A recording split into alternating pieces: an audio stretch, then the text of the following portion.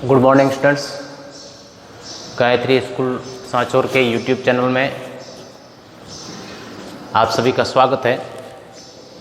First lesson हमारा पूर्ण हो चुका था। उसके बाद एक पोएम जो है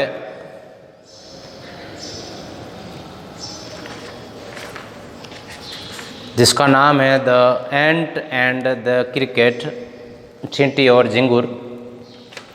तो कविताओं को, जो भी कविताएं हैं, मैं चाहता हूं कि 4-5 पाठ करवाने के बाद जो है वो उनको करवाया जाए। तो ये कविता करने से पहले हम जो है वो हमारा दूसरा लेसन द सुनामी नाम से है, उसको करेंगे। और 5 पाठ करवाने के बाद जो भी पोएम्स जो रहेगी उनको एक तरफ से जो है वो स्टार्ट करेंगे। तो आज आपके सामने lesson number 2 the tsunami.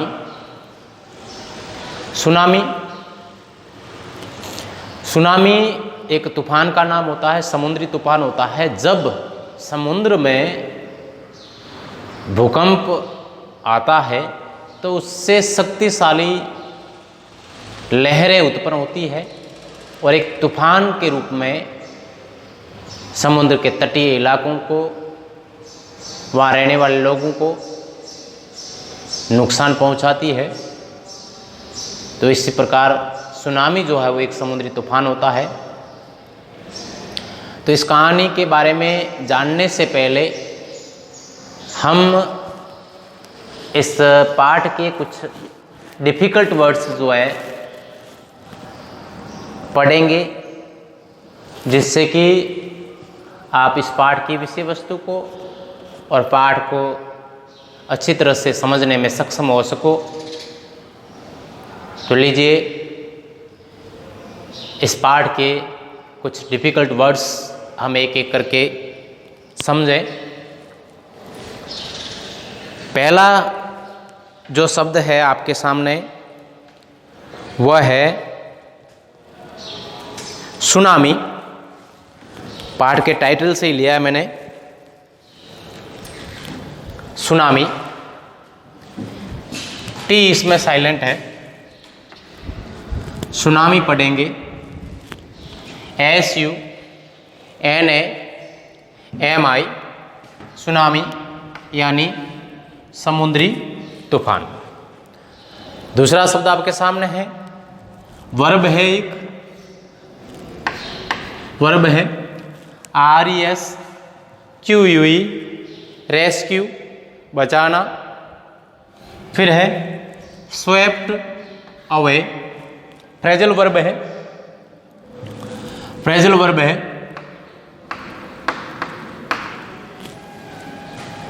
SVEEP से SWEEP, स्वीप, स्वीप का मतलब झाड़ू निकालना या बहाना। और स्वीप्ट अवे यानी बहा कर ले गए, सेकंड फॉर्म है वर्ब की, वैसे स्वेप्ट, स्वीप से स्वेप्ट बना है, फ्रेजल वर्ब है ये। उसके बाद में फ्लोट, FLOAT, फ्लोट का मतलब होता है बहा कर ले जाना। जब किसी चीज़ को पानी अपने साथ में बहा करके ले जाता है और वो चीज़ जो है पानी के ऊपर तैरती रहती है और तैरती हुई आगे बढ़ती है, बहती है, तो उसको फ्लोट कहते हैं। फ्लोटिंग यानी बहते हुए। ओवरहेड, ओवर का मतलब ऊपर होता है और हेड का मतलब होता है सिर। ओवरहेड यानी सिर के ऊपर। SHORE, शोर, नाउन है और इसका मतलब होता है किनारा। डेज, DAZE, डेज का मतलब होता है बदहवासी की हालत, एडजेक्टिव है DAZE। रिसीड, RECED, रिसीड, पीछे की तरफ जाना, वर्ब है, पीछे हटना। ट्रेमर्स, TREMORS, ट्रेमर्स का मतलब होता है थरथराहट, कंपकंपाहट। भूकंप आने पर जो महसूस होता है ट्रेमर्स वो कहलाता है। क्लिंगिंग, क्लिंग का मतलब होता है चिपकना, और क्लिंगिंग यानी चिपके हुए, कसकर पकड़े हुए, एक ही बात है। CLINGING। उसके बाद अपरूटेड, जड़ सहित उखाड़ना। अप रूट का मतलब होता है जड़ सहित उखाड़ना, और अपरूटेड वर्ब की सेकंड फॉर्म है जड़ सहित उखाड़ दिया। नेक्स्ट लोग, LOG, लोग का मतलब होता है लट्ठा, लकड़ी का लट्ठा। फिर है ट्रॉमेटाइज्ड, TRAUMATISED, ट्रॉमेटाइज्ड सदमे से पीड़ित या हताश। फिर है नाउन है BEACH, बीच का मतलब समुद्री तट।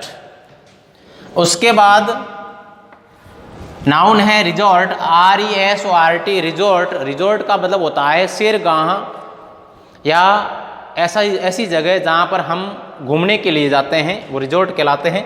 ट्रिगर्ड, TRIGGERED, ट्रिगर्ड यानी पैदा हुई। MASSIV, मैसिव, बड़े आकार का। स्वेलिंग, SWELLING, स्वेलिंग, फूल रहा। सेंस्ड, SENSED, सेंस्ड यानी मन में जान गया। सेंस का मतलब जानना, समझना, और सेंस्ड यानी जान गया या समझ गया। वर्ब का सेकंड फॉर्म है फ्लू आउट टू, उड़े। फ्लू आउट, फ्लू का मतलब उड़ना होता है, फ्लू आउट टू का मतलब होगा उड़े। फॉर्म यानी झाग बनना, FOAM, पानी के झाग बनना। और वर्लपूल, WHIRLPOOL, वर्लपूल का मतलब होता है भंवर। पानी जब गोल गोल घूमता है, भंवर पड़ता है, तो उसको भंवर कहते हैं, वर्लपूल। फिर उसके बाद है लैंड स्लाइड, लैंड स्लाइड, भूस्खलन, जमीन का खिसकना, पहाड़ों का खिसकना, लैंड स्लाइड, LANDSLID, भूस्खलन। फिर उसके बाद में है हिस्ट्रिकल, HYSTERICL, हिस्ट्रिकल का मतलब उत्तेजित। और सर्ज, SURG, सर्ज का मतलब ताकत, बल। फिर है विथ स्टैंड से शब्द बना है, WITHSTAND, विथ स्टैंड से बना है। With stood, second form verb का, सहन कर गया, और विथ स्टैंड का होता है सहन करना। फिर थैंक्स टू का मतलब है के कारण, फ्रेजल वर्ब है। फिर है फॉरवार्निड, FOREWARNED, फॉरवार्निड का मतलब होता है पूर्व में सचेत हुए, पहले से ही सावधान हो गए। और टेरिफाइंग, TERRIFYING, टेरिफाइंग, डरावनी, डराने वाली। ठीक है, तो ये कुछ स्पेलिंग्स थे। अब शेष कुछ स्पेलिंग जो है वो भी मैं लिखवाना चाहता हूँ। उससे पहले आप इसका स्क्रीनशॉट ले लें ताकि लिखने में आपकी सुविधा हो, और फिर जो है इससे आगे वाले वर्ड्स लिखें। अंतिम कुछ स्पेलिंग्स जो है वो आपके सामने उपस्थित है। लिखा है जॉइंट,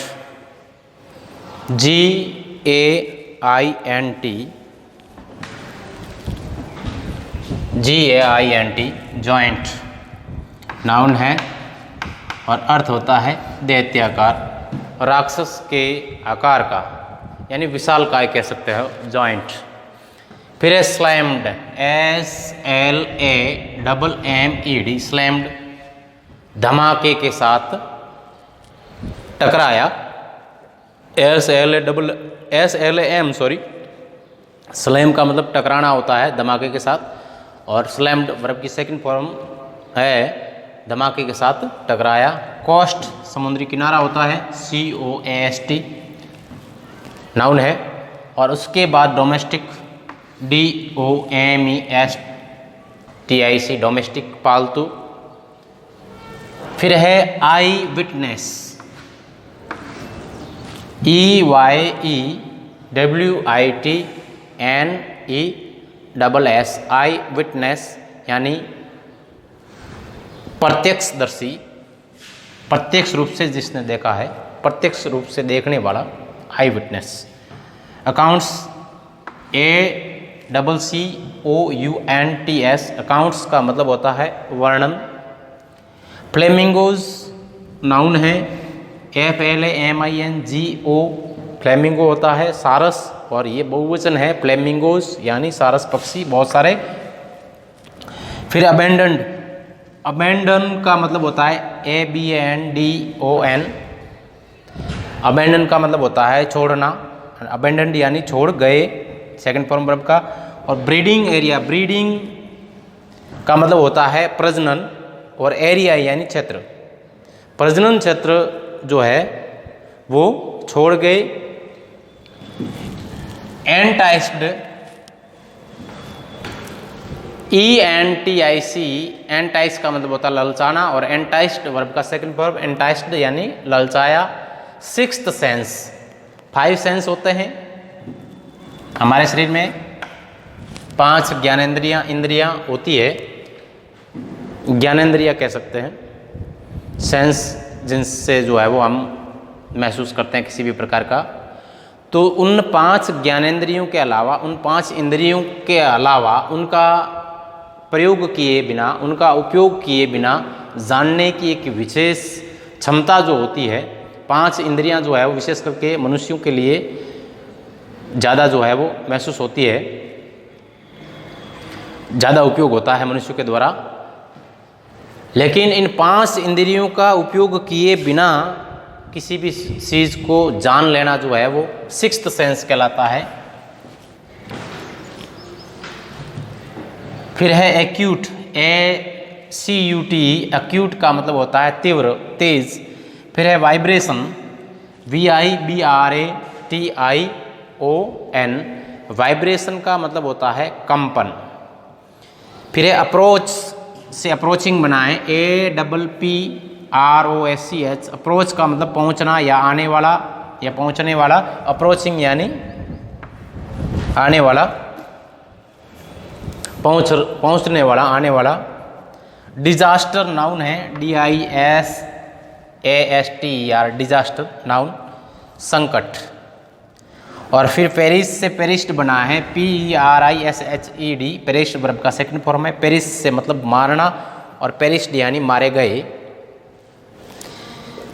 फिर है स्पीसीज, नाउन है SPECIES, स्पीसीज का मतलब होता है प्रजाति या प्रजातियां, प्रजातियां,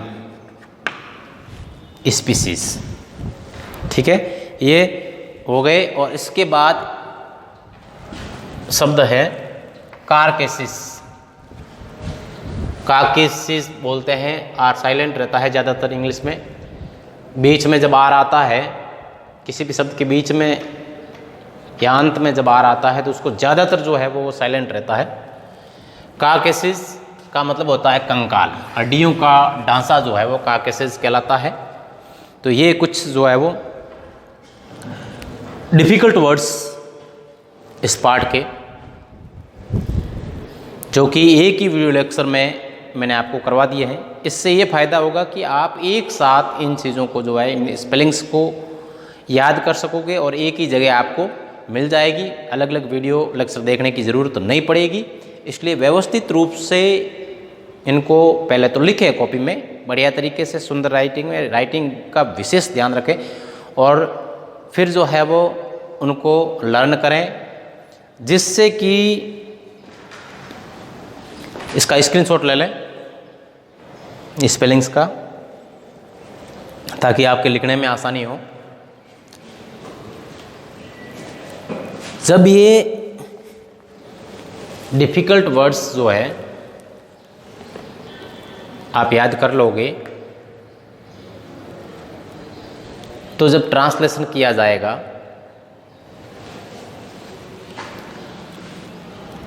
उस दौरान आप सेंटेंस के भावार्थ को, उनके ट्रांसलेशन को, उनके हिंदी अनुवाद को जो है वो आप आसानी से समझ पाओगे। और स्पेलिंग्स को याद करके आप खुद जो है वो टेक्स्ट बुक से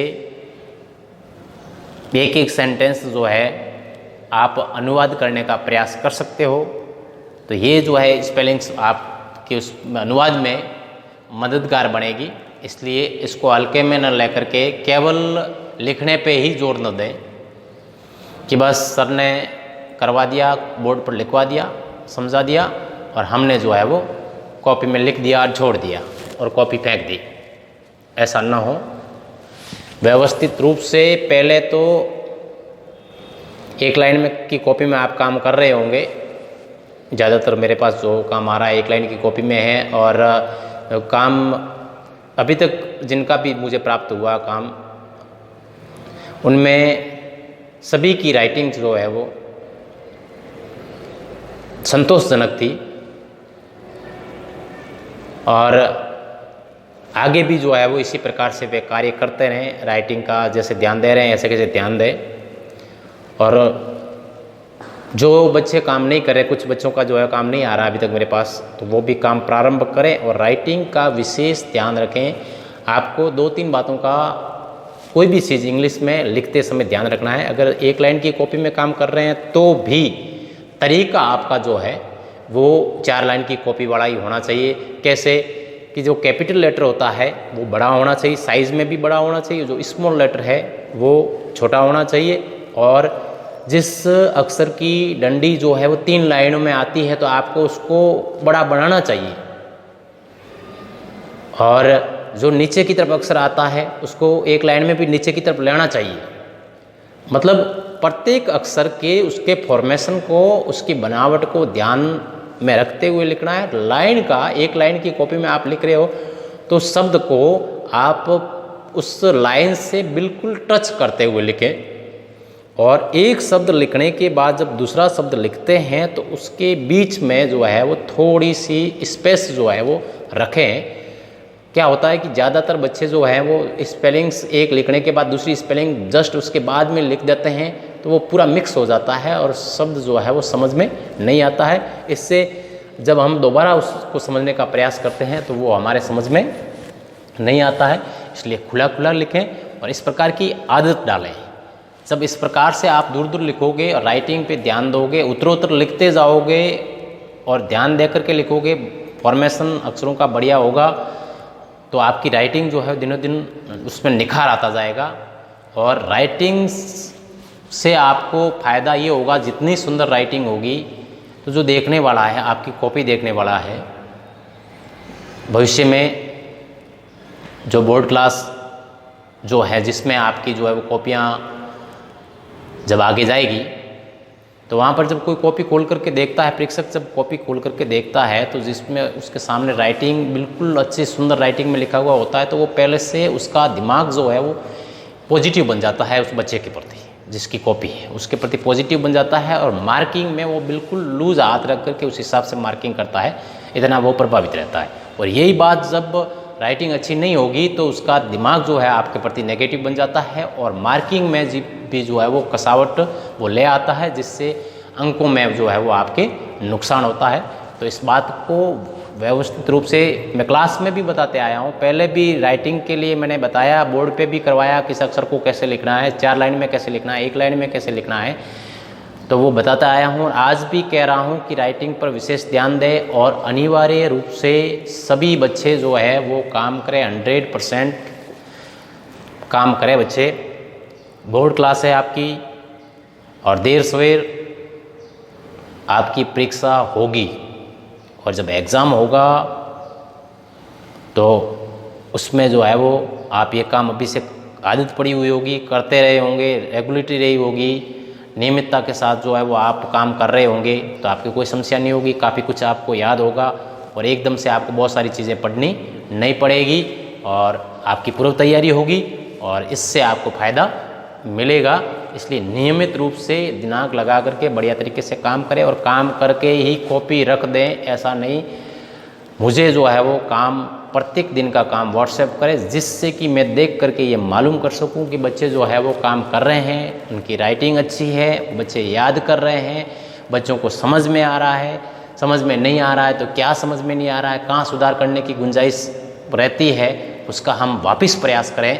इस बात का विशेष ध्यान रखें और सभी बच्चों से मेरा यही कहना है कि जिसने भी काम अभी तक स्टार्ट नहीं किया है वो स्टार्ट करें। और किसी को हो सकता है मालूम ना हो, तो जो बच्चे कर रहे हैं जिनको मालूम है वो अपने मित्रों को भी जो है वो बताने का प्रयास करें। हालांकि ऐसा कोई बच्चा नहीं होना चाहिए, लेकिन फिर भी जो है वो अगर कोई है तो आप उसको सूचना करने की का प्रयास करें। तो इन्हीं आशाओं के साथ मैं आज का ये वीडियो लेक्चर जो है वो समाप्त करता हूँ। Thank you.